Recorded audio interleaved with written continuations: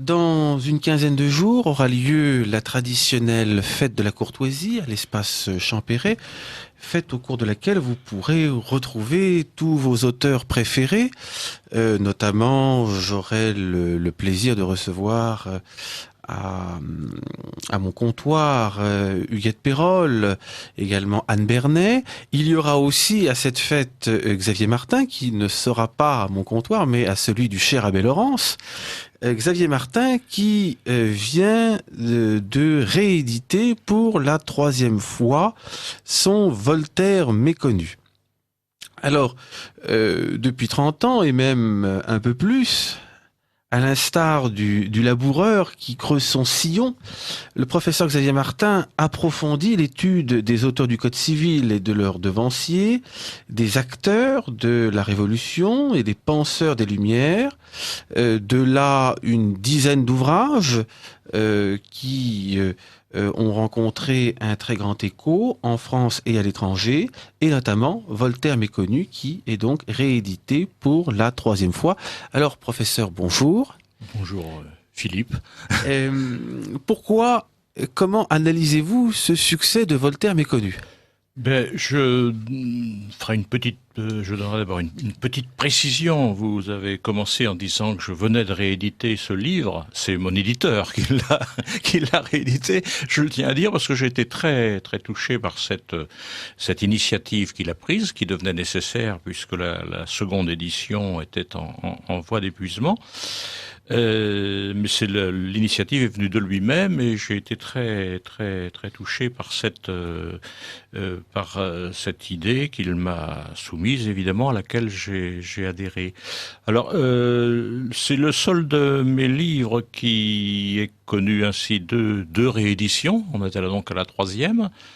L'éditeur a même l'intention de donner à court terme une quatrième édition en format de poche. Ça serait prêt, ça, pour la rentrée, sous une forme, d'ailleurs, enfin, une forme allégée pas du tout quant au contenu, hein. Évidemment, ça serait le contenu intégral, dans un format plus accessible, et notamment plus accessible aux bourses juvéniles. Il a notamment pensé à cela. Alors, pourquoi ce livre-là a-t-il connu, ce succès, plus que les autres? Certains se comportent d'ailleurs très honorablement à cet égard. On peut se poser la question. Je pense que la personnalité de l'auteur qui offre le thème de cet ouvrage y est pour quelque chose, hein. C'est pas pour rien qu'on dit que Voltaire est le roi des Lumières. Je pense aussi que Voltaire n'est pas un auteur difficile en lui-même. Je pense un Rousseau méconnu, je me serais beaucoup plus fatigué certainement à le faire. J'aurais peut-être succombé en chemin, parce que Rousseau a une pensée extrêmement tordue et sur laquelle néanmoins on ne peut pas faire l'impasse comme ça, en se contentant de dire que c'est tordu, parce qu'il y a beaucoup de choses intéressantes, éventuellement profondes, mais comme vous le savez sans doute, notamment, il a cet inconvénient de lui-même se contredire beaucoup. Avec Voltaire, on est dans du plus simple. Voltaire n'élude pas les problèmes philosophiques, mais il a un don de les simplifier. Alors, ça fait pas un grand philosophe, ça, évidemment. Néanmoins, c'est utile. Il est utile que quelqu'un d'un esprit aussi clair que le sien, qui écrit de manière aussi aisée, facile et nette que lui, aborde les grands problèmes et les simplifie. Parce que on en trouve de cette manière-là, à travers sa propre œuvre, on trouve le lien entre les idées philosophiques en question et puis ce que ça peut donner éventuellement dans la vie courante. Et la vie courante de Voltaire, sa vie personnelle et sa vie d'auteur est parsemée, il faut bien dire le mot, de vilainie. Le mot peut-être même que j'ai un petit peu scrupule à employer, et peut-être quand même un peu faible en plus. Et bien Voltaire est disons un livre sur Voltaire est d'une simplicité et d'une grande simplicité, possiblement. Et je crois que ça a été le cas ici. Je cite beaucoup Voltaire, je le cite massivement, et il écrit très bien. Et il écrit, donc il est accessible, et en même temps, évidemment, ce qu'il dit dresse de lui par contre-coup un portrait. C'est pas moi qui dresse le portrait, on y reviendra peut-être. Mon but n'était pas de dresser un portrait de Voltaire, mais il y a un portrait qui en ressort. Ce qui m'intéressait, c'était pas Voltaire, c'était le méconnu. Et pourquoi c'était méconnu, qui est tout à fait saisissant et d'un abord facile. On pourrait presque dire que ce livre est un peu un Voltaire par lui-même, étant donné l'abondance avec laquelle Voltaire est cité. Voltaire a été mon principal collaborateur est extrêmement efficace dans la confection de ce livre. J'ajouterai aussi une chose, bien que vous ayez d'autres questions à me poser sans doute et que je sois en train de monopoliser peut-être abusivement la parole. J'ajouterai autre chose, c'est que ce don de rendre simple ce qui est compliqué est un des ressorts de l'efficacité de l'antichristianisme de Voltaire. Parce qu'il a un don de ramener les choses de la religion à du simple en les caricaturant, mais la caricature n'apparaît pas forcément à la première lecture parce qu'il les prend au mot. Il les dégage toute leur richesse de symboles. Il prend au mot la Bible, il prend au mot les théologiens, et il lui est assez facile de paraître leur faire dire des énormités. Ce qui est d'un effet comique très très fort, si on a le goût à en rire longtemps. Et en tout cas, ce qui est très efficace, c'est le mot que j'ai employé. Mais c'est vous qui m'invitez dans cette émission, et donc il est un petit peu normal que je vous laisse la parole. Alors vous avez publié une dizaine d'ouvrages depuis 1994. Il y a eu Nature humaine et Révolution française. Qui a été réédité. Traduit en anglais également. Traduit en anglais, je l'oubliais, mais vous remercie de le rappeler. Il y a eu Sur les droits de l'homme et la Vendée. Il y a eu ensuite L'homme des droits de l'homme et sa compagne, publié en 2001. Il y a eu Mythologie du Code Napoléon, publié à l'occasion du bicentenaire du Code civil en 2003-2004. Il y a eu ensuite, je crois que Voltaire méconnu s'inscrit à ce moment-là dans l'ordre. Voltaire méconnu, vous avez raison. Dans l'ordre, puis Régénérer l'espèce humaine. Oui. Il y a eu La France abîmée, 30 années d'étonnement. Il y a eu également S'approprier l'homme. À propos d'un incident de séance survenu en septembre 1789 à l'Assemblée nationale constituante, à savoir la réception d'un auguste vieillard de 120 ans exhibé par les siens jusqu'à l'Assemblée pour en faire argent, et vous offrez un long commentaire de cet épisode. Et puis l'année dernière, il y a eu Naissance du sous-homme au cœur des Lumières. Alors, de tous ces ouvrages, tous publiés chez Dominique Martin-Morin, il y a peut-on dire que Voltaire méconnu est à vos yeux le plus important? Il m'est difficile de hiérarchiser entre mes ouvrages, ça m'est difficile, d'autant plus que mes ouvrages de nécessité sont mes enfants. Voltaire méconnu, mais cher à cause précisément du succès qu'il a connu et des nombreuses réactions de sympathie qu'il m'a valu.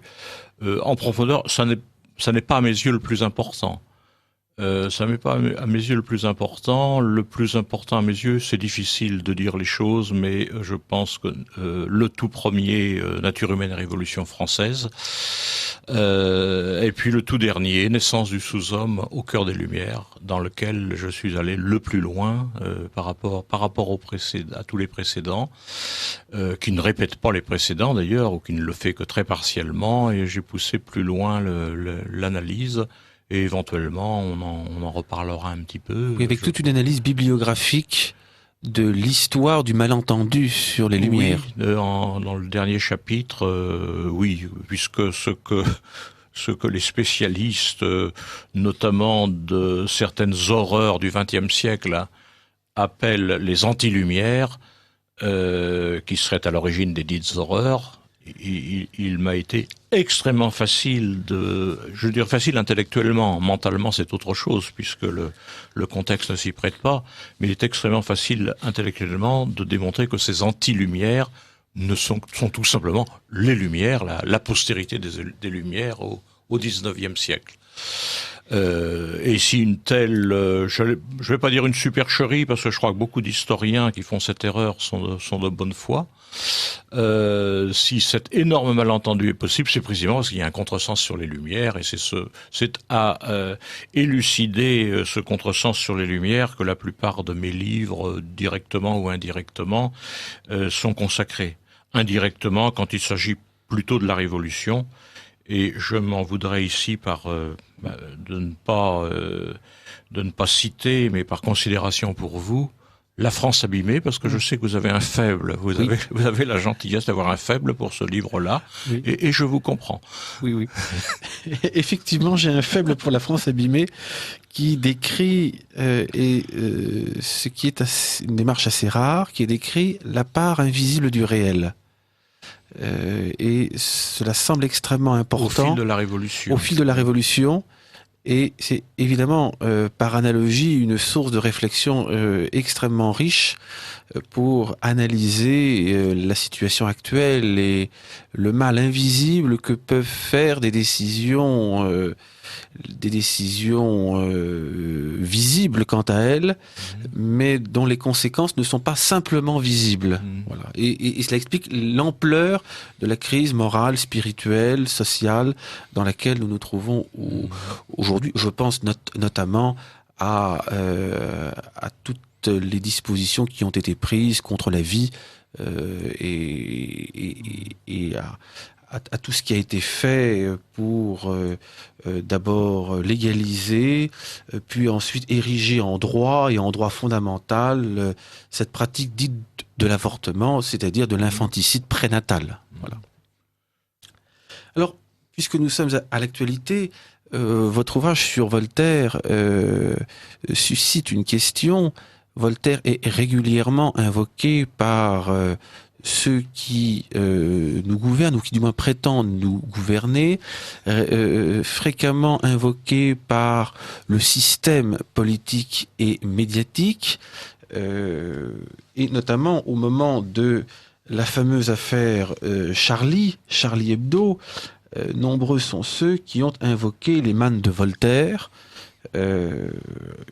et de fait, ils l'ont invoqué dans un certain sens, mais il est tout à fait possible que pour une fois nous soyons d'accord avec eux. C'est-à-dire que lorsque ces mêmes personnages veulent imposer un pseudo-droit au blasphème, lorsqu'ils font l'apologie d'un journal connu pour sa vulgarité, pour son agressivité anti-religieuse, pour le recours au mensonge et à la calomnie, il y a effectivement quelque chose de très voltairien dans tout ça, également dans la posture de faux rebelles institutionnels. Là aussi, c'est très très voltairien. Voltaire est un faux rebelle institutionnel. Il est très intégré à la monarchie. J'entends pas au régime seulement politique, mais au régime socio-politique. Il est titulaire de seigneurie. Il a essayé un peu des titres de noblesse. Il n'a pas trop continué parce que ses amis se moquaient de lui. Donc mais il est gentilhomme de la Chambre du Roi. Bien sûr. Et puis dans les actes notariés, tout défile. Hein. Comte de Tournai et de je ne sais plus quoi. Enfin, il y a tout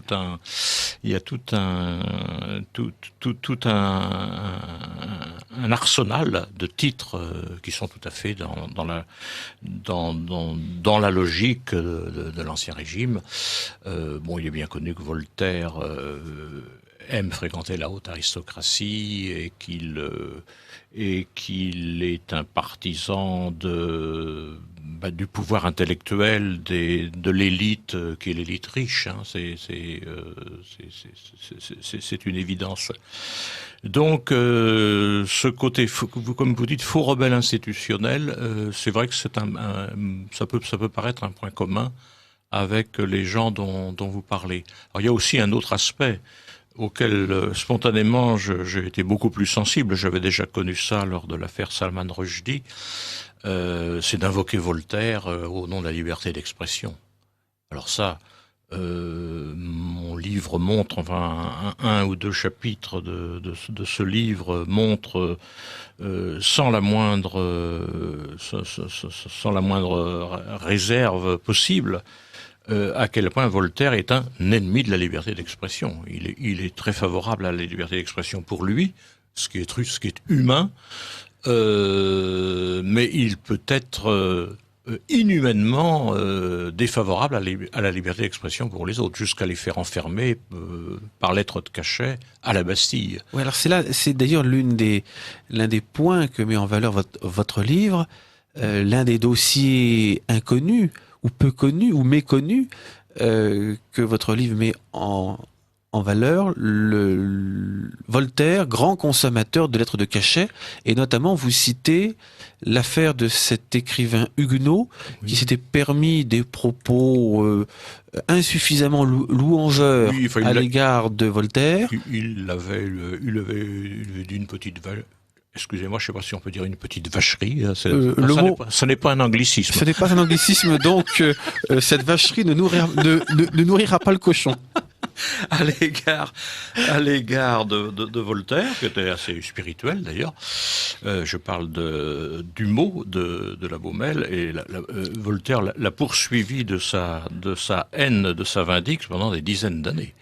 À cause de cela, il lui reproche d'être un huguenot, il lui reproche d'être un jeune huguenot, pas respectueux d'un ancien comme lui, comme Voltaire. Et il a réussi à le faire enfermer par lettre de cachet. Il a essayé de le faire réenfermer. Il aurait souhaité que la Baumelle, pour finir, soit enfermée définitivement à la Bastille. Donc il y a toute une affaire là-dessus. Il a obtenu du moins de le contraindre à se replier en province. Oui, il était retiré sur ses terres je ne sais plus lesquelles exactement, du Languedoc, très dans le Midi, en zone huguenote. Et la Baumelle a vécu dans la crainte assez longtemps ensuite. Et Voltaire surveillait, avec les moyens de l'époque qui étaient infiniment moins efficaces et plus hasardeux que de nos jours, Voltaire faisait exercer une surveillance sur le positionnement, il n'y avait pas le GPS, mais sur le positionnement et les activités de la Baumelle. Et puis Voltaire a souhaité que tels ou tels autres auteurs, qui sont d'ailleurs des auteurs secondaires et aujourd'hui bien oubliés, soient enfermés. Il y a un certain Clément qui avait fait une étude sur les poètes du XVIIIe siècle, et Voltaire s'était trouvé englobé dans cette étude en tant que, non pas je dirais pas poète, mais versificateur, puisqu'il a beaucoup versifié. Comme vous le savez, c'est pas un grand poète, et il n'y a pas de grand poète. Oh, il y accordait beaucoup d'importance à son œuvre poétique. Pour lui, c'était essentiel. Eh bien, que ce jeune commentateur ait exercé un droit de critique sur ceux qui publiaient en se croyant poètes, Voltaire est furieux et dit ce qui lui ferait pas de mal, c'est 2 ans de noviciat à Bicêtre, et Bicêtre est un des endroits où l'on enferme par lettre de cachet. Oui. Et Bicêtre, ce n'est ni la Bastille ni Vincennes, c'est la prison de 3e classe. Oui, et lorsque son adversaire Fréron vous avez tout à fait raison, est enfermé à Fort-l'Évêque, Voltaire trouve que c'est trop bien pour lui. Il aurait fallu le mettre à Bicêtre, précisément. Il y a également toute la campagne qu'il a menée contre Rousseau. Oui, aussi. À Genève. Oui. Toute la cabale qui aurait pu avoir des conséquences. En tout cas, c'était les conséquences que souhaitait Voltaire. Il a essayé de faire condamner Rousseau à mort. Hein. Je ne dis pas qu'il a souhaité, qu'il aurait souhaité que Rousseau soit exécuté si la condamnation avait eu lieu. Je ne le dis pas, mais pourquoi pas. Il dit qu'il ne faut pas faire brûler seulement ses livres. Et donc, étant donné que Voltaire excusez-moi, ça fait plusieurs fois que j'inverse les noms. Étant donné que Rousseau a des ennuis assez graves avec les pasteurs de Genève, à un moment où la situation pour Rousseau est particulièrement délicate, Voltaire invente des textes de Rousseau, il invente des blasphèmes, il invente des fausses citations de Rousseau, portant atteinte à la phrase employée par Voltaire, c'est à peu près ceci, portant atteinte à la sainteté des évangiles et de oui tout à fait oui. Il essaie de faire condamner Rousseau sur ce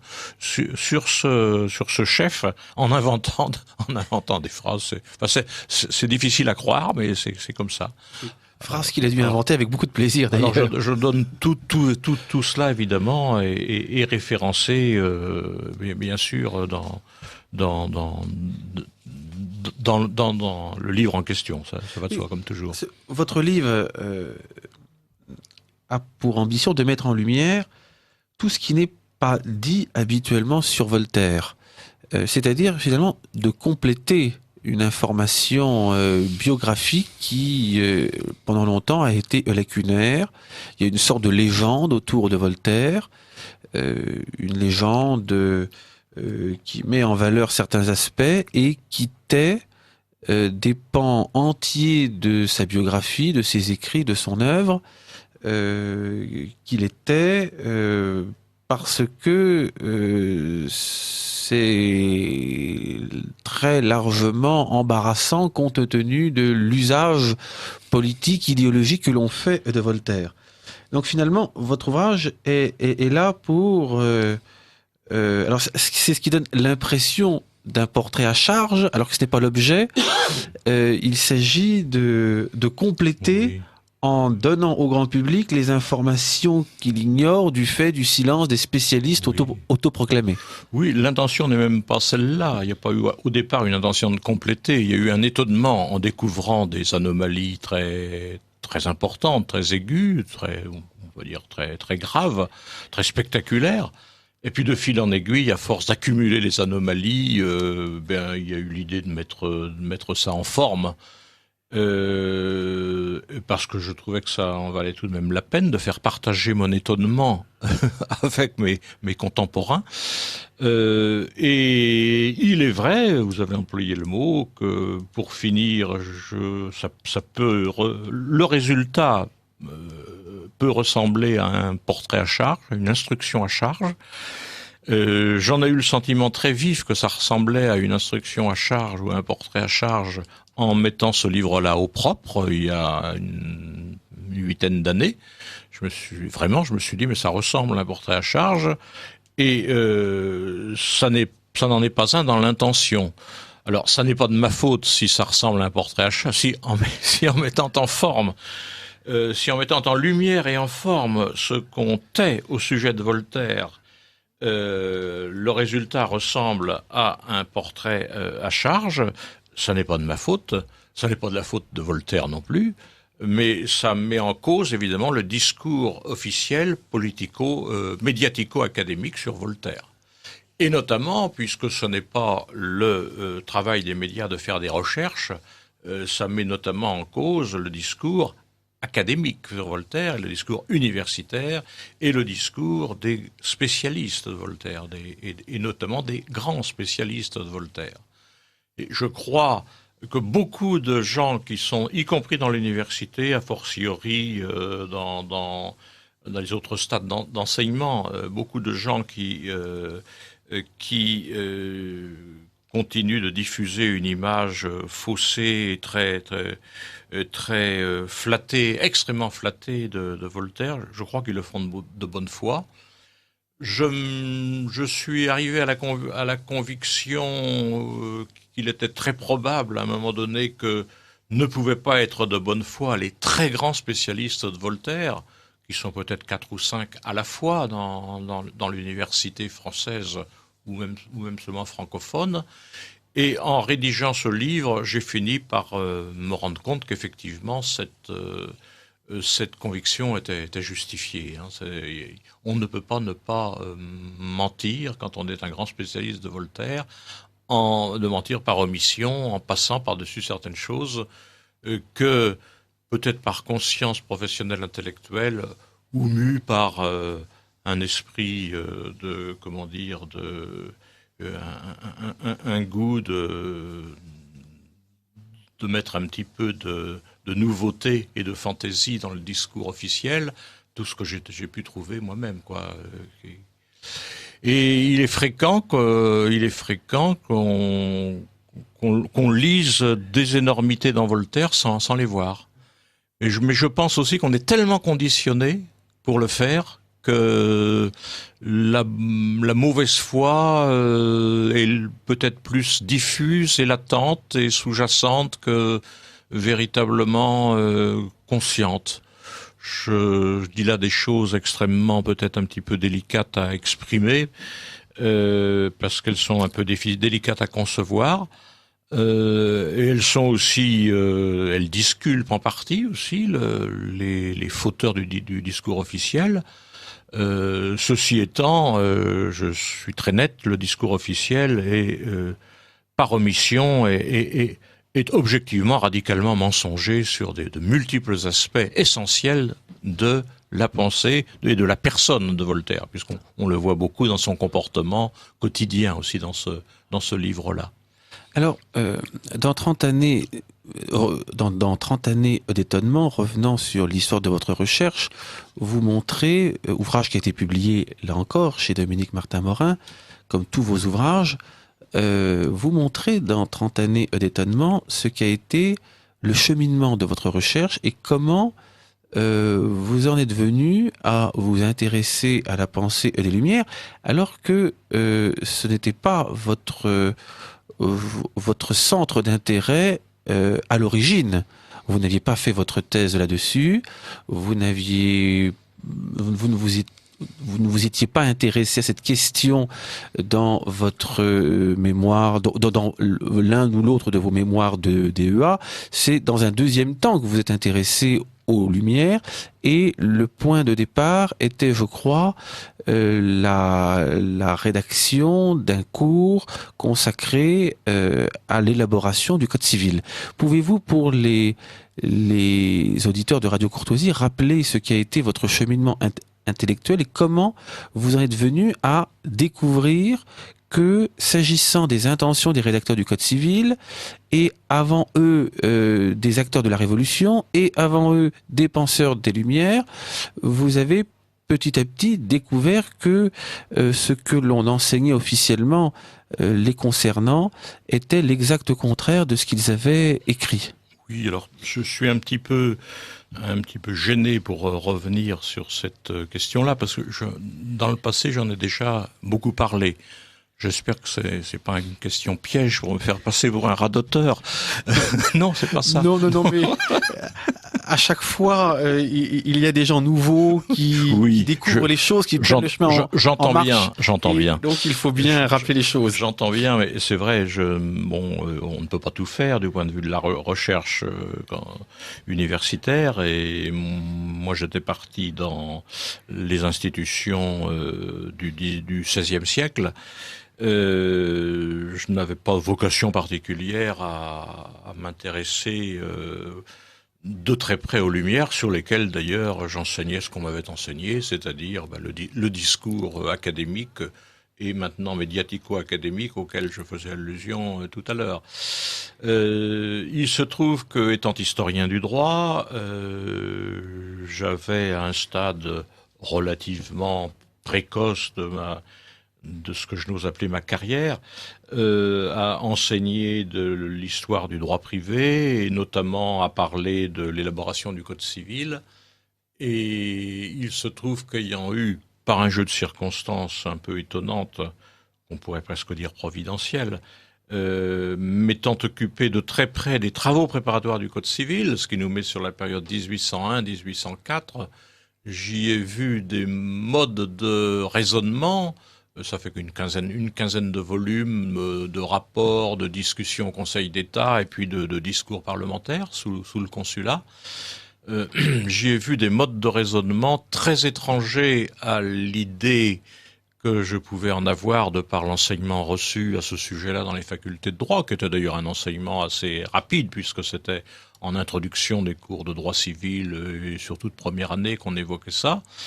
Mais il était très clair que l'on mettait en relief avec force et sans le moindre doute le fait que les auteurs du Code civil avaient eu une vision très élevée de l'être humain, très spiritualiste, et ils faisaient une immense confiance dans la volonté humaine, etc., etc. Bon, il se trouve qu'à la lecture de ces travaux préparatoires du Code civil, que je lisais pour être moins incompétent dans mes enseignements d'histoire du droit privé. C'est bon. Il se trouve que j'étais très surpris de trouver à peu près le contraire, à peu près exactement le contraire de ce qu'on m'avait enseigné là-dessus. Alors j'ai été très frappé, très choqué. Ne me jugeant pas une grande autorité en la matière, j'ai eu tendance à assez longtemps à considérer que c'est moi qui ne voyait pas exactement ce dont il s'agissait, que je devais passer à côté de quelque chose d'important que tous les grands savants connaissaient. Et de fil en aiguille, il m'a fallu venir à tout de même très doucement et indirectement, par des relais à la conviction inverse. Je voyais un très grand pessimisme sur l'homme chez les auteurs du Code civil, et pendant longtemps, je ne sais pas combien d'années ça peut représenter, mais enfin pendant quelques années, j'ai surestimé l'effet sur les auteurs du Code civil, qui sont la classe, pour simplifier, la classe législative, c'est-à-dire la classe politique ou politicienne du consulat, qui tous étaient d'anciens de la Révolution, forcément.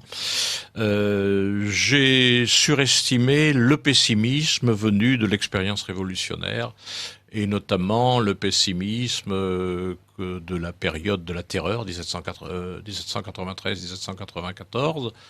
Alors je faisais une double... Enfin, ça n'est pas faux, hein, cette hypothèse n'est pas fausse, mais elle est très incomplète. D'une part, parce que ce pessimisme s'est beaucoup accentué dans les années suivantes par la peur de ne jamais sortir de la Révolution sous le Directoire. Il y a une espèce de panique très bien analysée, par exemple, par Tocqueville quelques dizaines d'années après, sur cette peur qu'il y avait de ne jamais sortir de la Révolution. Et puis surtout, les aspects réducteurs de l'homme qu'il y avait dans les propos des législateurs du consulat au sujet du Code civil, ces propos réducteurs, cette tendance à réduire l'homme à une machine égoïste. J'en voyais des petits signes avant-coureurs que j'avais peur de surinterpréter, mais que je ne voulais pas lâcher tout de même dès 1789.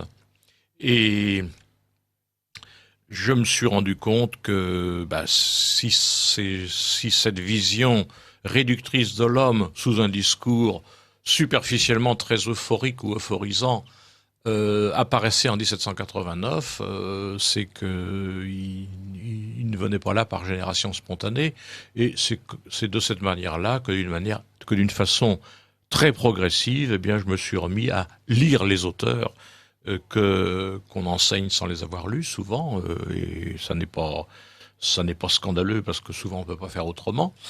J'ai pénétré dans la pensée des Lumières, et j'ai trouvé très rapidement, j'ai trouvé que cette anthropologie, cette vision réductrice de l'homme, dont j'étais étonné de trouver des symptômes en 1789, après les avoir découverts stupéfaits dans les travaux législatifs sur le Code civil, eh bien j'ai découvert avec stupéfaction aussi que cette vision réductrice, non seulement elle apparaissait dans les Lumières, mais elle était la base de l'anthropologie des Lumières, et que les grands auteurs des encyclopédistes comme Helvétius et d'Holbach, qui sont pas les plus vulgarisés, mais qui font partie des poids très lourds des Lumières, avait consacré des livres entiers à cela, et qu'on retrouvait l'équivalent, alors évidemment avec des nuances, chez Diderot, et puis chez Voltaire, et même chez Rousseau, puisque si Rousseau, sur ce point-là, s'est évertué à se distinguer de ses amis et les philosophes, mais comme vous le savez, ils sont vite devenus ses ennemis, les autres philosophes. Rousseau, lui aussi, donne dans cette tendance assez fortement, malgré son souci de principe d'aller à l'inverse.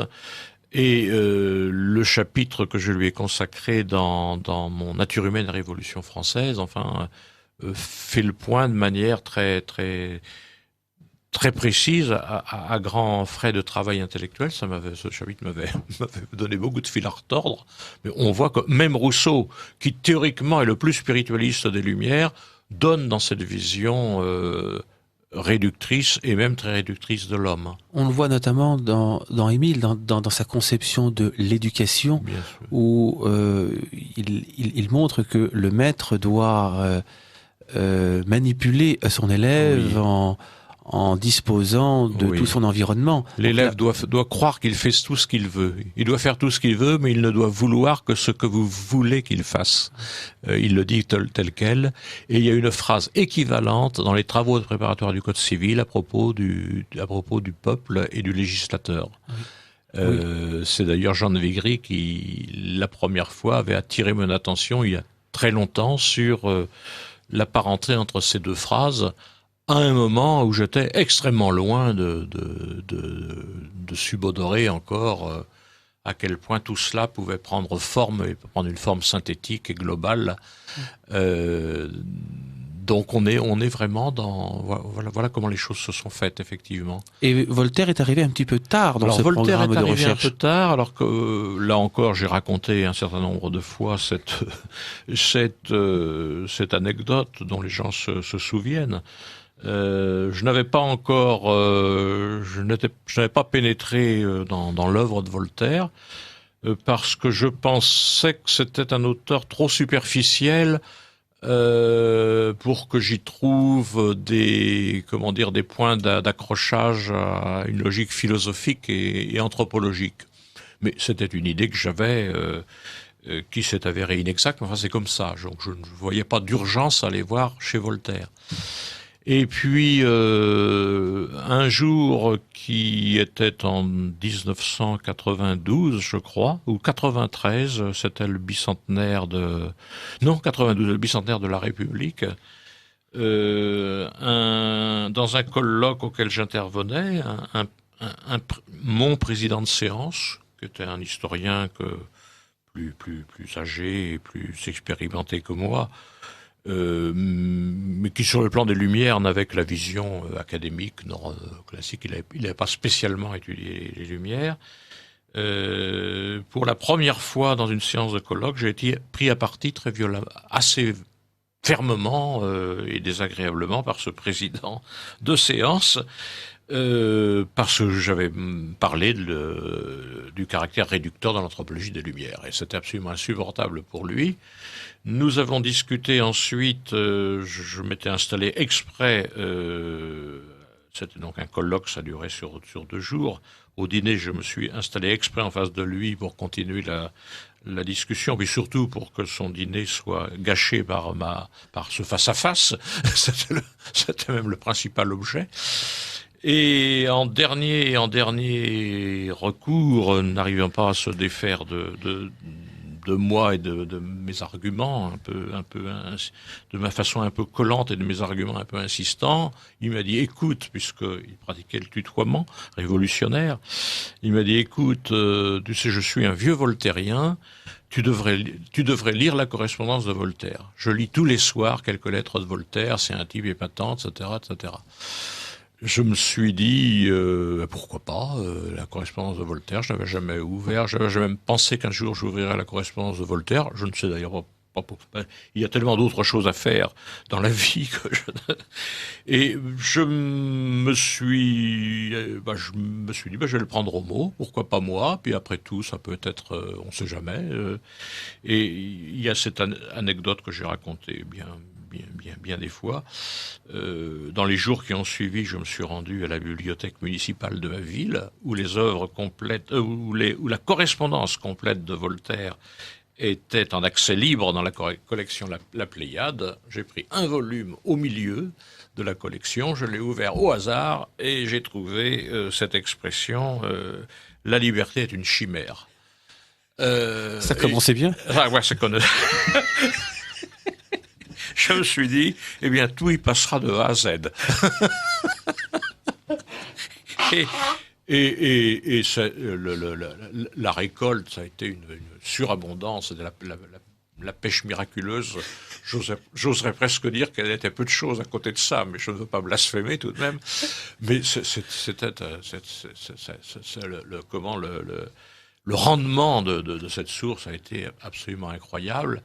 Et si par la suite j'ai lu, non pas toutes les œuvres de Voltaire, mais peut-être les 4/5e ou les 5/6e, ce qui fait déjà beaucoup puisqu'il y a énormément écrit, 80%, je pense, des innombrables citations qui sont dans ce Voltaire méconnu viennent de la correspondance de Voltaire. Ou sinon 80, en tout cas nettement plus de la moitié, oui. Alors, vous écoutez Lumière de l'Espérance, la radio du dimanche de Radio Courtoisie. Philippe Pichot-Brava reçoit Xavier Martin à la veille de cette grande fête de la courtoisie à laquelle nous espérons retrouver nombreux les auditeurs et au cours de laquelle Xavier Martin sera présent et dédicacera ses ouvrages, tous publiés chez Dominique Martin-Morin, notamment Voltaire méconnu, dont il est particulièrement question aujourd'hui, puisque cet ouvrage fait l'objet en ce moment même d'une 3e réédition, et très bientôt d'une édition en livre de poche, et puis également pour évoquer Naissance du sous-homme au cœur des Lumières, publié l'année dernière, ainsi que 30 années d'étonnement et La France abîmée, ouvrage pour lequel vous aviez reçu le prix Renaissance en 2011. Alors, dans les dossiers que vous ouvrez dans Voltaire méconnu, dans les aspects cachés de l'humanisme des Lumières que vous mettez en valeur, que vous mettez dans la lumière précisément, il y a notamment Voltaire et l'esclavage. Le regard que Voltaire porte sur les populations d'outre-mer, les populations notamment d'Afrique. Le dossier est très consistant. Le dossier est consistant. Il y a deux crans de niveau, je dirais. Il y a d'une part chez Voltaire, comme chez beaucoup d'autres auteurs des Lumières, mais lui a souvent la qualité du mépris en plus. Il y a la réduction à l'animalité ou à des zones de sous-humanité des populations exotiques, et particulièrement des populations d'Afrique, qui sont particulièrement mal aimées à cet égard. Et puis c'est l'objet de tout un chapitre de mon Naissance du sous-homme consacré à la sous-humanisation des ethnies exotiques. Et puis incidemment, oui, je peux dire incidemment, même si c'est important, parce que je n'avais pas cherché à traiter le problème en tant que tel, il y a évidemment le rapport extrêmement ambigu, même qui n'est pas ambigu, mais qui penche négativement au total, entre Voltaire et puis la question de l'esclavage au XVIIIe siècle. Alors Voltaire a dit des choses, il s'est permis des choses qui paraissent hostiles à l'esclavage. Notamment dans Candide, le fameux passage qu'étudient tous les lycéens sur le nègre du Suriname, oui, colonie hollandaise d'ailleurs. Oui. C'est à ce prix que qui est mutilé. Il a été mutilé parce qu'il a commis des insoumissions. Donc il a été. On lui a coupé un bras, on lui a coupé une jambe. Odieusement maltraité, mutilé, tel que Voltaire le met en scène. Et il ajoute, c'est à ce prix que nous mangeons du sucre en Europe. Or, dans les temps même de Candide, je l'ai montré Le même mois, dans dit. ce livre, c'est une question de mois. En tout cas, Oui. tout ça est extrêmement lié. Je n'ai plus les dates en tête. Il s'inquiète de la diminution du nombre de nègres dans les sucreries aux Antilles, parce qu'il est lui-même un grand consommateur de sucre. Et l'état de sa dentition venant comment dire, comme circonstance atténuante ici, il est un grand consommateur de compote. Et il est très sensible au sucre. Et il s'inquiète il s'inquiète d'une pénurie de sucre qui probablement n'aura pas lieu. Parce que les nègres sont de plus en plus rares dans nos sucreries. C'est ce qu'il Il y a dit. d'ailleurs une autre lettre dans laquelle il s'inquiète de la rentabilité de placement qu'il a dans les sucreries. Oui, aussi, oui. Donc là, il n'est plus consommateur. Il Non, est... oui, alors je voulais aussi aborder cette question. Les spécialistes de Voltaire disent à propos de Voltaire esclavagiste, la preuve décisive n'a jamais été apportée. Mais ils le disent d'une manière qui me surprend un peu, parce qu'ils le disent comme s'ils n'étaient pas pressés de trouver eux-mêmes cette preuve, alors que c'est leur travail d'historien et d'historien spécialiste de Voltaire. Et par ailleurs, l'état du dossier me paraît suffisamment établi, d'une part pour présumer de manière irréfragable l'intérêt financier de Voltaire dans la traite, et d'autre part pour encourager très fortement à explorer certaines pistes, ce que je n'ai pas pris le temps de faire, qui demanderait quelques investigations. Pour ce qui est du premier point, la présomption irréfragable que Voltaire est dans le commerce, dans le commerce criminel de la traite, c'est que c'est pas lui qui gère ses fonds, c'est un certain Tronchin qui est financier à Paris, qui est d'une grande famille de Genève à laquelle appartient le médecin de Voltaire à Genève. C'est une des raisons pour lesquelles il s'est installé si près de Genève. Tronchin, ce médecin est très réputé. Alors un de ses cousins, je pense, je ne sais plus exactement le lien de parenté, gère les intérêts de Voltaire à Paris, et il investit dans le commerce maritime. Alors je ne pense pas qu'on puisse investir dans le commerce maritime en Europe de l'Ouest au XVIIIe siècle sans avoir des intérêts dans la traite. Je le dis avec une certaine réserve parce que je ne suis pas un spécialiste d'histoire économique. D'autant que c'est le placement le plus rémunérateur. Et de loin. Vous le savez mieux que moi. Je n'ai pas d'intérêt dans la traite.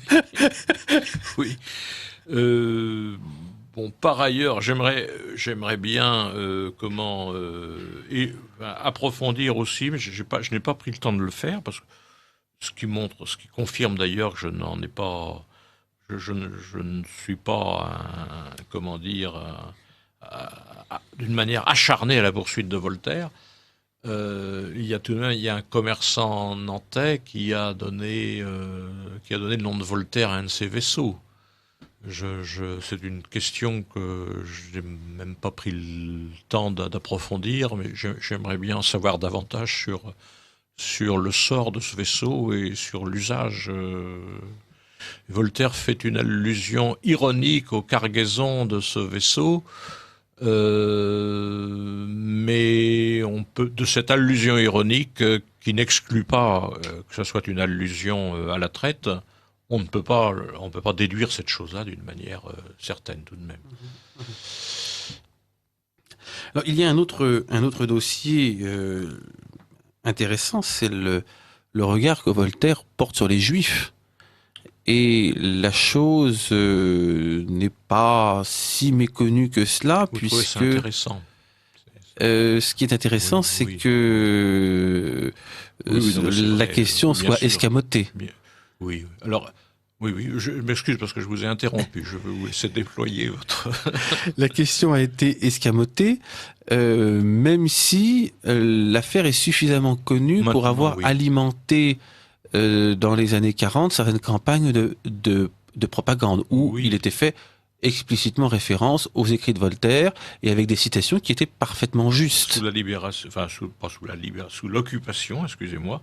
Oui, bien sûr, Voltaire a été invoqué par l'antisémitisme qui avait cours.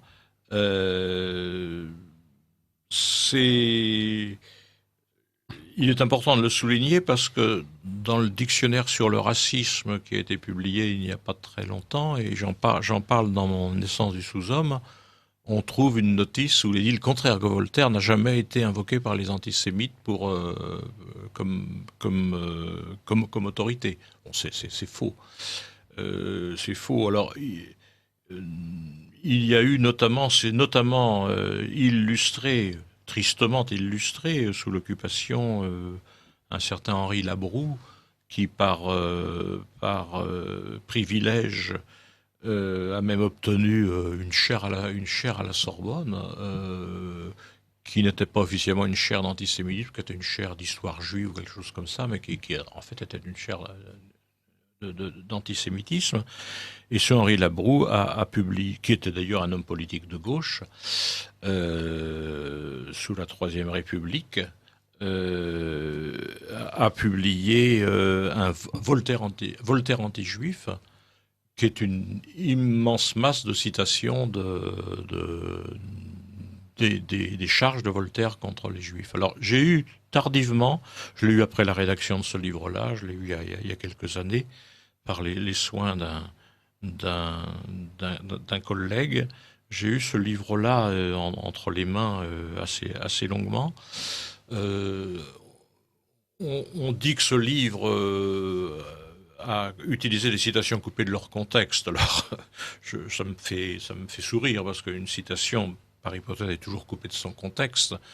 Il est difficile de faire autrement. C'est même la nature même d'une citation d'être prélevée quelque part. Le tout, c'est de savoir si on lui fait dire autre chose que ce que le contexte incline à lui faire signifier. Les citations très nombreuses anti-juif, je préfère dire anti-juif qu'antisémite de Voltaire, qui sont très violentes, qui sont des citations violentes, haineuses, etc., et qui peuvent aller jusqu'à un souhait d'extermination. Les citations de Labroue sont très nombreuses. Elles sont justes. La pensée de Voltaire n'est pas trahie par le fait que ce soit des citations. Je crois avoir reconnu dans ce livre-là, parcouru attentif, je ne veux pas dire lu, mais parcouru attentivement toutes les citations que je connaissais, à une exception près, une lourde exception près, c'est que Labroue n'utilise pas la correspondance de Voltaire, qui regorge elle aussi de citations comme ça, et qui sont peut-être quelquefois pires. Et dans ce que cite Labroue, dans les passages que cite Labroue, il cite pas forcément le pire du passage. J'ai remarqué ça aussi. Donc effectivement, l'œuvre de Voltaire a pu servir à nourrir une propagande antisémite. Même si je vous dis, moi j'essaie de ne pas utiliser ce terme-là pour ne pas faire d'anachronisme quand je parle de l'antijudaïsme de Voltaire. Mais tout ça d'une violence et d'une haine sans mesure. Alors, derrière ces différents dossiers du racisme, de l'hostilité aux Juifs, on pourrait en rajouter quelques autres. Il y a une conception de l'homme qui est la conception nominaliste, qui, comme vous le rappelez dans Naissance du sous-homme au cœur des Lumières, nie qu'il puisse y avoir un genre humain, ni par conséquent l'unité du genre humain, et ce qui entraîne la tentation d'opérer une hiérarchisation des êtres animés en escamotant la frontière qui existe entre les humains et les animaux. C'est un point sur lequel vous insistez beaucoup, que vous décortiquez avec beaucoup de soin. C'est l'un des aspects les plus les plus éclairants, les plus Oui, nourrissants de votre ouvrage, Naissance du sous-homme au cœur des Lumières. Et là encore, il y a de fréquentes références à oui. Voltaire, mais pas seulement à Voltaire d'ailleurs, à Oui. Diderot aussi, et à quelques autres. Oui, Diderot est plus théoricien que Voltaire. Sur ce point-là, oui, c'est l'objet du chapitre premier, bien sûr. Alors tout ça est un petit peu, c'est un peu délicat. C'est pour ça que ce chapitre, ce livre-là est venu à un certain stade de mon propre cursus d'auteur. Ce chapitre premier m'a donné du fil à retordre. C'est assez délicat parce que ces gens-là, en nominaliste, ils nient qu'il y ait une espèce humaine, un genre humain, une nature humaine. Et néanmoins, ils sont piégés par le langage et puis par le sens commun. Donc, ils sont bien obligés de s'exprimer comme s'il y en avait, très souvent. Et c'est ce qui rend la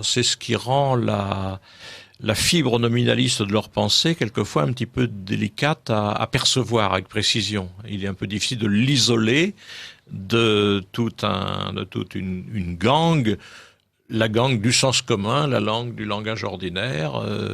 Lorsque Voltaire dit qu'il faut beaucoup de mépris pour le genre humain, il inclut dans le genre humain tous les gens qu'il méprise, y compris tous ceux qu'il sous-humanise quand il se met à rentrer dans le détail. Et néanmoins, c'est le genre humain. Donc, vous voyez que c'est pas, cette chose est un petit peu délicate à appréhender. Alors là, en me donnant du temps, j'ai fini dans ce chapitre par faire le point autant que je puisse le faire. Et quand je dis autant que je puisse le faire, je prends en compte les ressources de la documentation et puis mes propres capacités d'analyse qui sont limitées. Je ne suis pas philosophe de formation. D'une certaine manière, c'est sans doute pas plus mal pour écrire là-dessus des choses qui sont destinées à tout de même au grand public. Il reste que je marche aussi un peu sur des œufs parfois et je me dis que peut-être que sur certains points ici ou là des philosophes, de vrais philosophes fronceraient le sourcil. Néanmoins, comme je l'exprimais il y a quelques instants, c'est ce que j'essaie d'exprimer là. Ce chapitre-là, disons, j'ai pu enfin faire le point sur ce que j'avais dans la tête depuis assez longtemps à cet égard. J'ai appelé ça la pénurie d'essence, essence au pluriel. Cette pensée des Lumières ne croit pas aux essences. Elle les utilise et elle fait comme s'il y en avait, encore une fois, souvent, parce que la logique du langage l'y pousse.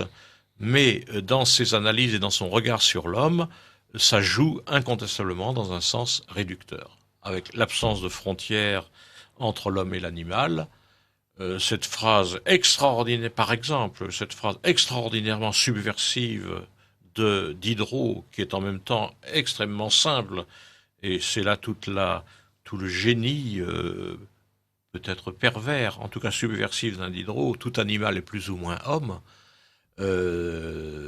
Voilà, dans ce tout animal est plus ou moins homme, vous avez sous une forme ultra simple, une application extrêmement spectaculaire et aux conséquences éventuellement démesurées de la pénurie d'essence. Il n'y a pas d'essence, si tout animal est plus ou moins homme, il n'y a pas d'essence humaine, parce qu'il n'y aurait pas de plus ou moins dans ce cas-là.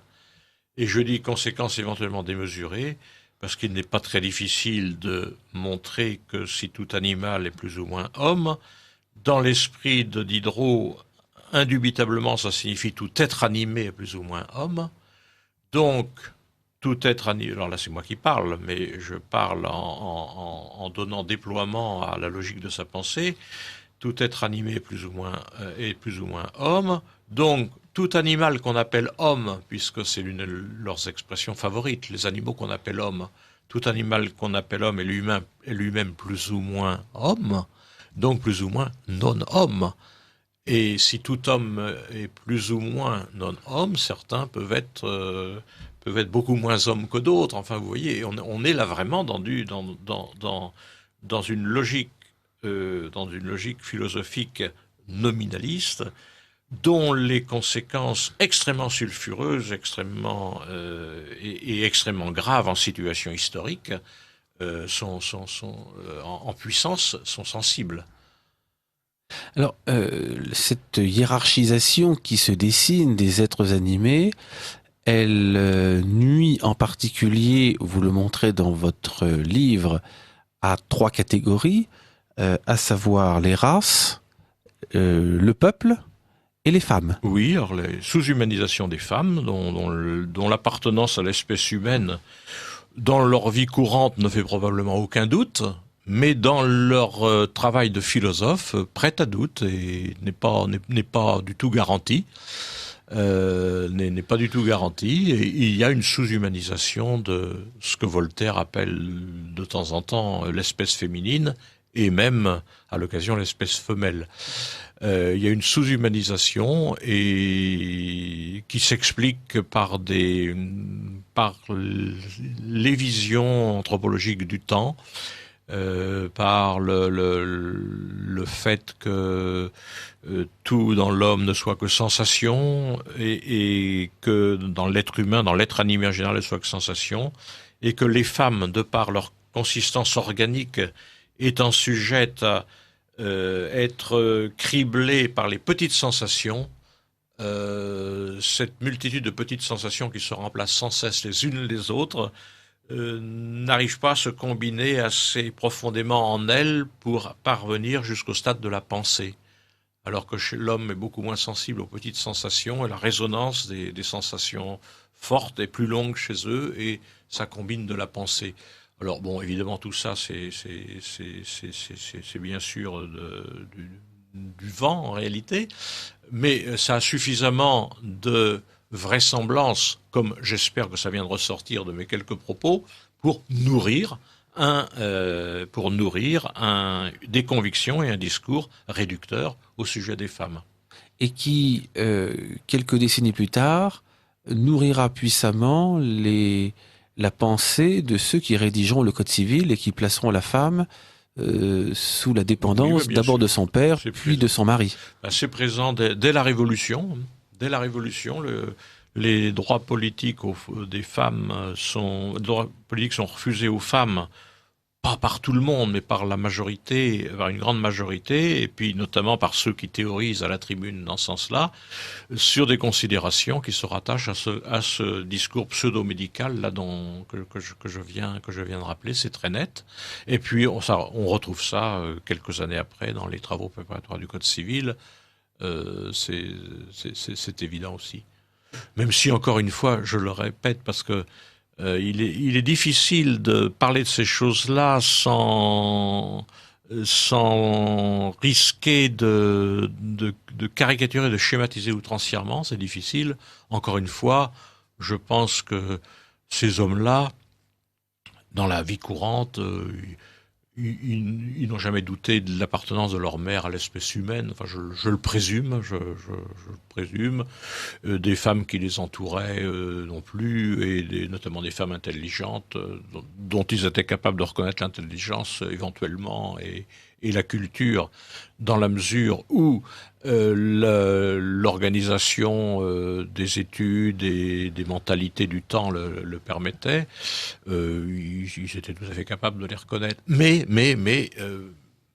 pas loin derrière était la réduction. Hein. Et par exemple, Voltaire et Madame du Châtelet, lorsque Madame du Châtelet décède, Voltaire, qui outre son admirateur intellectuel, a été son amant pendant de longues années, masculinise à outrance Madame du Châtelet lorsqu'elle décède, pour dire à quel point c'est une femme de qualité, une grande femme, un grand homme qui portait des jupes, un grand homme qui n'avait de défaut que d'être femme. Enfin, et ça, c'est typique de cette récurrence d'un antiféminisme sur fondement pseudo-scientifiques, en tout cas anthropologiques, biologisants, qui refait surface et qui surnage, qui n'est que sous-jacent, même sous l'attachement et la complicité intellectuelle de ces hommes-là avec des femmes éventuellement intelligentes et cultivées. Et puis il y a le peuple. Le peuple aussi se trouve sous-humanisé. Ah oui, d'une manière très très forte. Les paysans en ont leur part d'une manière particulièrement forte de cette sous-humanisation, mais c'est le petit peuple en général. Le petit peuple en général. Et c'est évidemment, ça n'est pas le moins spectaculaire du caractère réducteur de l'anthropologie des Lumières, et ça n'est pas le moins dérogatoire à l'image que l'on se fait, j'allais dire, dans une république comme la nôtre, de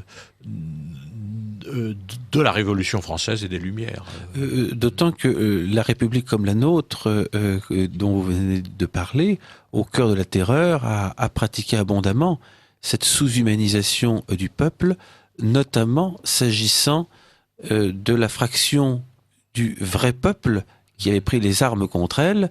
Je pense aux Vendéens, oui. Dont vous avez décortiqué les ressorts de l'extermination dans votre livre sur les droits de l'homme et la Vendée. L'animalisation des populations que l'on élimine est certaine. Elle est dans le discours. Elle est dans le discours des exterminateurs sur le terrain. Elle est dans le discours de ceux qui diligentent et animent l'extermination de Paris. Il y a une sous-humanisation des populations qu'on va exterminer.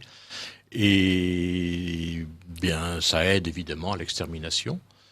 Ces populations, une des idées de la Révolution, parce que tout ça est complexe et je voudrais pas avoir l'air de donner dans le simplisme, une des idées, c'est que cette masse populaire sous-humanisée, il s'agit d'achever son hominisation. Notamment, il y a l'analyse de certains propos de Mirabeau sous la Constituante est très éclairante à cet égard. Elle a valeur a fortiori, puisque Mirabeau ne sera pas un des révolutionnaires les plus extrémistes. Au contraire, quand il verra le tour pris par les événements, comme vous le savez, dans des conditions qui politiquement peuvent être d'ailleurs un peu ambiguës, mais enfin il essaie de jouer le jeu de la défense du pouvoir royal. Mais Mirabeau est un partisan, il croit fermement que la vocation des révolutionnaires, c'est de dominiser la population, c'est d'achever dominiser la population. Et l'humaniser en faisant de chaque homme un citoyen, c'était le régénérer en le faisant accéder à la citoyenneté, citoyenneté à laquelle Jean de Vigry vient de consacrer un livre passionnant, L'histoire du citoyen, dans lequel il montre bien comment... Aux éditions... Via Romana, effectivement. Il montre bien que... en transformant l'être humain en citoyen, on le régénère et on lui permet d'accéder à une humanité complète. À l'inverse, ceux qui refusent de devenir des citoyens sont condamnés à être considérés comme des sous-hommes. Et je rappelle ici une phrase de Rousseau: nous ne commençons proprement à devenir hommes qu'après avoir été citoyens. C'est-à-dire être devenus, qu'après que nous soyons devenus citoyens, il le dit. Et puis il y a cette phrase époustouflante de Mirabeau dès le mois de... c'est dès le mois de juin, fin juin 1789, il nous est permis d'espérer que nous commençons l'histoire des hommes. Nous commençons l'histoire des hommes. Nous, les petits députés des bailliages et des sénéchaussées, là, à Versailles, nous commençons l'histoire des hommes. C'est une aberration, évidemment, sans limite, et en tout cas, c'est extrêmement intéressant comme symptôme mental et comme symptôme d'une armature de conviction politico-anthropologique très spécifique. C'est les Lumières et c'est la Révolution. Il y a tout cela. Vous écoutez Lumière de l'Espérance, la radio du dimanche de Radio Courtoisie. Philippe Pichot-Bravard reçoit le professeur Xavier Martin à la veille de la grande fête de la Courtoisie pour évoquer ses ouvrages, et notamment Voltaire méconnu, qui vient d'être réédité pour la 3e fois. Alors, nous avons évoqué le nominalisme, nous avons évoqué plus rapidement le matérialisme, et nous constatons que cette révolution anthropologique que vous décrivez dans vos ouvrages est une révolution qui est antérieure au XVIIIe siècle. Elle puise ses racines beaucoup plus haut. Le nominalisme, finalement, nous permet de remonter au début du XIVe siècle avec Guillaume d'Occam. Avec le matérialisme, il faut citer Gassendi dans les années 1640, qui lui-même puise dans la pensée grecque chez Démocrite et Épicure. Cette révolution anthropologique pousse ses racines assez loin dans le temps. Elle pousse ses racines loin dans le temps, et si on les pousse bien jusqu'au bout, on retrouve les Grecs, hein, comme vous y avez fait allusion. Si on va moins dans le temps, on trouve la grande importance de Descartes, qui est délicate à analyser, parce que Descartes affiche un spiritualisme décidé et très, très, très affirmé, et néanmoins, de par sa dissociation de l'âme et du corps, il met la pensée anthropologique, il la met sur un toboggan qui conduit au matérialisme. Donc ces choses-là sont un peu délicates à exposer, à exprimer. C'est des choses qui ont été faites d'une manière relativement... Enfin, ça a été fait par un certain nombre d'historiens de la pensée, ça. Ce que personnellement j'ai pu raccrocher à cela, et à quoi je ne m'attendais pas du tout, c'est certaines retombées très précises dans la pensée des Lumières. C'est bien certain. Alors, ce qui complique les choses dans ces dossiers, c'est que si on dit que Descartes a eu une influence matérialiste ou matérialisante, on a l'air d'attaquer Descartes. Alors c'est pas du tout le problème. On n'est pas en train de lui décerner non plus des compliments, parce que c'est pas le problème non plus. Mais c'est très délicat. Toutes ces choses-là sont d'une analyse assez malaisée, parce que les jugements de valeur sur les auteurs et sur les idées ne demandent toujours qu'à affleurer. Il y a également 2 autres traits chez Descartes qui nourrissent cette révolution. C'est la posture de table rase. La posture de table rase. Tout commence, il y a une dévaluation radicale du passé, et puis il va recommencer, il va remettre la pensée philosophique sur des nouvelles bases.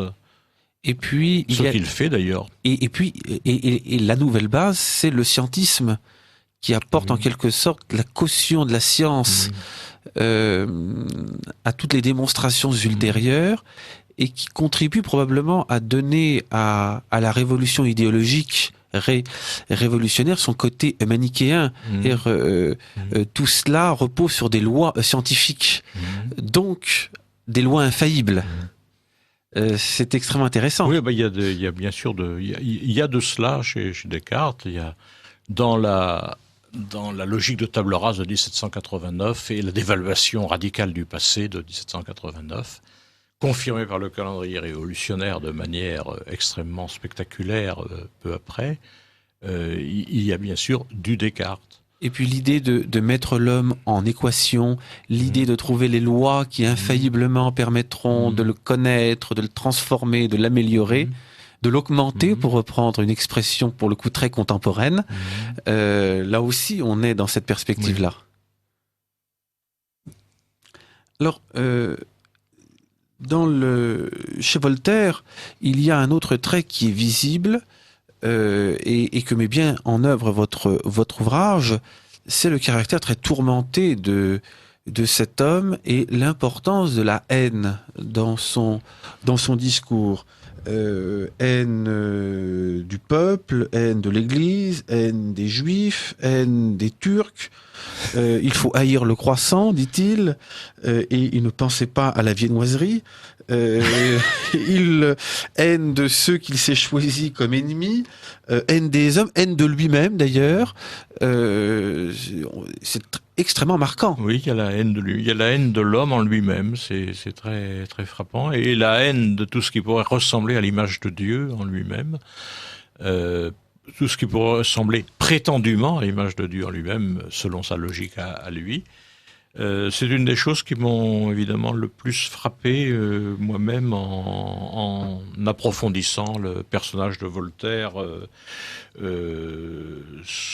à travers ce cheminement dont nous reparlions tout à l'heure, et qui n'était pas mon but premier. Mon but n'était pas d'approfondir le personnage de Voltaire, c'était de traquer tout ce qu'on taisait à son sujet, ou tout ce que l'on disait de radicalement faux à son sujet. Mais incidemment, beaucoup de ces choses-là sont venues. La haine, la capacité de haïr de Voltaire, qui fatiguait ses amis, qui fatiguait des amis, même des gens quand même tout de même aussi peu innocents idéologiquement que Frédéric II ou d'Alembert.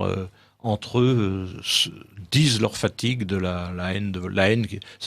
sa haine qui éclate à chaque page. Enfin, ils en ont par-dessus la tête. Vous citez notamment cette réponse de l'impératrice Catherine II lorsque Voltaire l'accable des plans d'une nouvelle arme pour tuer davantage de Turcs dans les combats. En fait, un vieux char antique qu'il a perfectionné avec des lames accrochées aux roues, qui aurait pour effet de couper les jarrets des fantassins. Et Catherine II, un peu excédée, lui répond: la guerre est une chose sérieuse, monsieur. Oui, la guerre est une chose sérieuse, monsieur. Et quand elle dit monsieur à la fin d'une phrase en s'adressant à Voltaire, c'est qu'elle n'est pas contente de lui. Alors cette importance de la haine, vous la montrez à propos de la Révolution, d'abord dans Voltaire méconnu, avec les fameux serments de haine. On pense également à la religion de l'être suprême qu'avait instauré Robespierre. Il y avait un décadi qui était consacré à la haine des tyrans et des traîtres. Je me souvenais pas de ce détail sur la haine des tyrans et des traîtres. Donc là, c'est pas la minute de haine d'Orwell, c'est une journée tout entière qui est consacrée, et on retrouve le thème dans la France abîmée, omniprésent. Oui, puisque la France, il s'agit de la dégradation mentale et morale des Français telle qu'ils l'ont ressenti sous la Révolution, et le fait d'être obligé de haïr comme ça, cette obligation qu'on leur faisait de haïr avait quelque chose d'extrêmement contre nature et que beaucoup ont ressenti comme tel. Et sous le Directoire, où le serment de haine à la royauté est relancé très fortement. Notamment, c'est une condition pour pouvoir voter. Oui, et il a lieu il est réitéré tous les 21 janvier, ce qui malheureusement leur donne du 2 pluviose, puisqu'entre-temps le calendrier est passé par là. Eh bien, un député, je ne sais plus si c'est du Conseil des 500 ou du Conseil des Anciens, qui est un député républicain, s'élève contre ce serment de haine, et qui dit: malheur à une nation qui serait forcée de haïr et qui serait fidèle à son serment.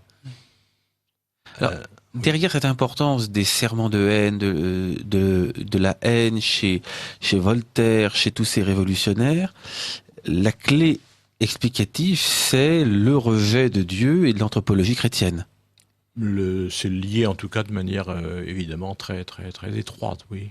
Et il y a vraiment chez Voltaire, dès qu'il aborde cette question de l'anthropologie chrétienne, une une réaction très vive. C'est quelque chose qui lui est insupportable. L'idée de l'homme créé par Dieu à son image. Ah oui, ça, il n'est pas le seul dans la galerie des philosophes, mais c'est peut-être chez lui que ça se manifeste le plus vivement. Oui, l'idée de l'homme créé à l'image de Dieu, ça ne passe pas, ça le hérisse, oui. Oui, oui. Alors, tout cela, effectivement, est peu connu, commence à l'être davantage, notamment grâce aux ouvrages que vous avez publiés. Comment expliquer cette méconnaissance, cette ignorance des questions que nous abordons aujourd'hui? Dans Naissance du sous-homme, vous livrez à toute une analyse très profonde de la bibliographie et vous tentez de répondre à cette question des causes de la méconnaissance, de l'ignorance, de la réalité de ce qu'ont été les hommes des Lumières et notamment des personnalités comme Voltaire. Vous faites allusion au dernier chapitre de mon Naissance du sous-homme. Oui, je ne sais pas si je vais jusqu'aux causes. J'établis en tout cas, enfin je m'applique à établir que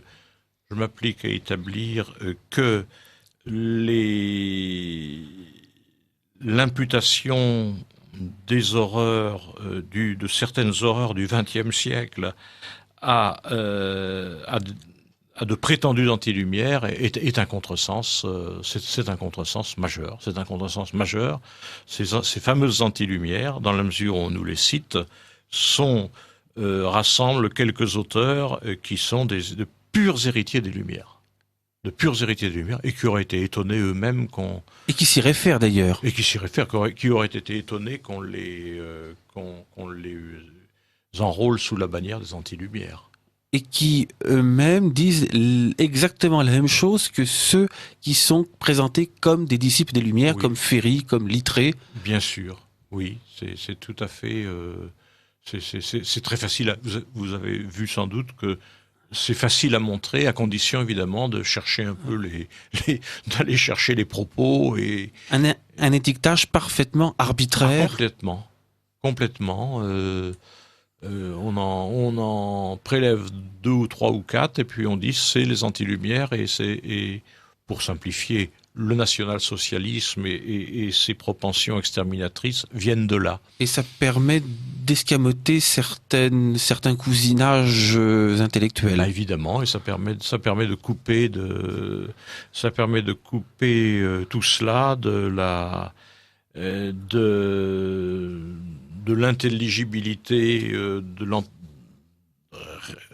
de l'anthropologie réductrice qui vient en droite ligne des Lumières et qui traverse tout le scientisme médical du XIXe siècle et qui aboutit à tout ça avec des résultats particuliers en Allemagne, comme vous le savez, mais qui donne aussi des floraisons dans d'autres pays, y compris aux États-Unis ou dans un certain nombre d'autres pays. Alors, pour terminer, pour donner aux auditeurs quelques indices de l'influence que peuvent avoir vos travaux au sein de l'université, je voudrais faire référence à un ouvrage qui vient de paraître, L'Histoire du droit en France, ouvrage qui a été publié il y a quelques semaines et dans lequel les historiens du droit ont opéré une synthèse de l'état de la recherche dans la discipline, et vous y êtes cité à plusieurs reprises. J'ai relevé notamment 4 citations, ce qui n'est pas rien, notamment celle de Jacques Crinen et de Bernard d'Alteroche. Je cite: « Il y a toujours eu des historiens du droit prêts à se mouiller, à prendre part aux difficiles débats ou controverses de leur temps, quitte à heurter par leurs idées ou leurs verves une partie des membres de leur corporation. » Il cite Michel Villet, il cite Jacques Ellul, et ils ajoutent: « Ces dernières années, Xavier Martin a osé s'en prendre à la bonté des Lumières et au progressisme des rédacteurs du Code civil. » On peut un peu plus loin, quelques centaines de pages plus loin, Claire Bouglet à son tour fait référence à vos travaux, David de Roussin et Olivier Descamps, également à propos du droit des contrats et de la lecture spiritualiste qui en est fait dans la lignée de Jean Carbonnier et dont vous avez démontré le caractère inexact. Et puis Madame Lemonnier-Le Sage évoque les très riches travaux d'anthropologie menés par Xavier Martin et les pistes de recherche que ces travaux ouvrent pour tous ceux qui, à l'avenir, s'intéresseraient à l'histoire du droit au 19e et au 20e siècle. Alors tout ça est extrêmement intéressant parce que ça montre que, après 30 ans d'efforts, les choses commencent à pénétrer et à être reçues. C'est vrai, je vous remercie de m'apprendre ces choses-là. Si je vous disais que vous me les apprenez là pendant cette émission, je mentirais puisque vous me les avez cités avant, juste avant, mais j'ignorais qu'il y avait tout ça. Et le rapprochement avec Michel Villet et Jacques Ellul est évidemment pour moi très, très intimidant et très émouvant, notamment en ce qui concerne Jacques Ellul. J'ai rien contre Michel Villet au demeurant. Un grand merci, professeur. C'est moi qui vous remercie. Je rappelle que vous signerez Voltaire méconnu publié aux éditions DMM, réédité pour la 3e fois lors de la fête de la courtoisie à l'espace Champéret le dimanche 14 juin. Chez Monsieur l'abbé Laurence. Chez Monsieur l'abbé Laurence. Merci beaucoup, Philippe.